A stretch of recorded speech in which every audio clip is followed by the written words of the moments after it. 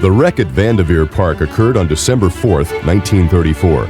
It involves the Long Island Railroad at Brooklyn, New York at 9:48 a.m. The accident is the result of a collision of two trains and a derailment. The trains involved are an N1 freight westbound and a maintenance of way train. The estimated speed is 50 miles per hour. 2 people are killed and 12 are injured. The cause of the wreck is excessive speed in an occupied block. Following in the wake of a dramatic mid-morning collision, emergency personnel and investigators worked their way across the accident scene at Brooklyn's Vanderveer Park. 2 men died and 12 others were seriously injured when a 17-car New York, New Haven, and Hartford freight slammed into the rear of a slow-moving Long Island work train. Before the day is over, the Kings County District Attorney's Office will mistakenly arrest 2 Long Island Railroad employees on suspicion of manslaughter. Under the guidance of a New York City deputy medical examiner, police officers investigate the body of New Haven engineer William Marley, who was crushed to death following his train's collision with Long Island Work Extra 312. The body of the accident's other fatality, Assistant Shop Superintendent William Scheckler, lies nearby. Both bodies will be removed to the police pathology lab for formal autopsies. As they conduct their initial examination, police investigators ask themselves, how can 2 trains collide in broad daylight on a stretch of track controlled by automatic signals? As the search for clues begins, railroad personnel are already hard at work, cutting into the twisted wreckage to clear the tracks. New Haven Engine 077 was the lead unit in Symbol Freight N1's 4-unit lash-up. It was totally demolished when the impact of its collision with Long Island's Extra 312 forced it straight up into the Albany Avenue overpass. The other 3 electric engines also sustained severe damage as falling concrete rained down on them from the bridge. A small army of bystanders hover over the site, intently watching every phase of the ongoing drama. At least one onlooker has thought to bring along his lunch.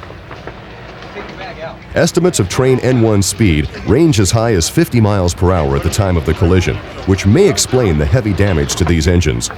Eyewitnesses will testify they saw showers of sparks flying as N1's engineer desperately fought to break his train's momentum.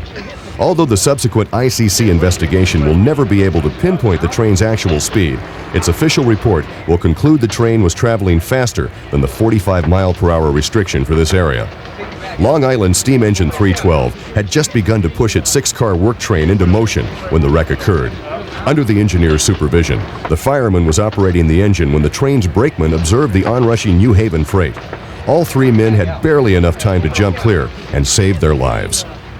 Scattered wreckage litters all 4 tracks of the busy main line through Vanderveer Park. Traffic from both the Long Island and New Haven railroads will be paralyzed for hours before dispatchers are able to reroute them around the bottleneck. Police officers puzzle over the mangled debris, amazed at the extent of the damage, while at least one spectator among the crowd snaps a few souvenir photos. Railroad personnel are responding to the scene in an effort to understand what happened. Long Island technical personnel have already determined that all signals governing the trackage are in proper working order, and motive power supervisors from the New Haven will soon conclude that the brakes on their 4 electric locomotives were functioning properly. Early in the investigation, technical malfunctions have been ruled out. The police investigation centers around a Long Island yardmaster and a dispatcher. Fire personnel were the first to respond to the disaster, and they remain on the scene to forestall any possibility of fire breaking out. Their efforts were instrumental in rescuing several railroad workers and preventing additional injuries. The 2 men who died in the crash were beyond any man's assistance. The Albany Avenue overpass will be closed to all traffic for several weeks before repairs are completed. By that time, investigators from the Interstate Commerce Commission, working with representatives of the New York Public Service Commission, will have begun to put together their final report on the crash at Vanderveer Park. Their findings will completely exonerate the 2 men arrested by the Kings County District Attorney's Office.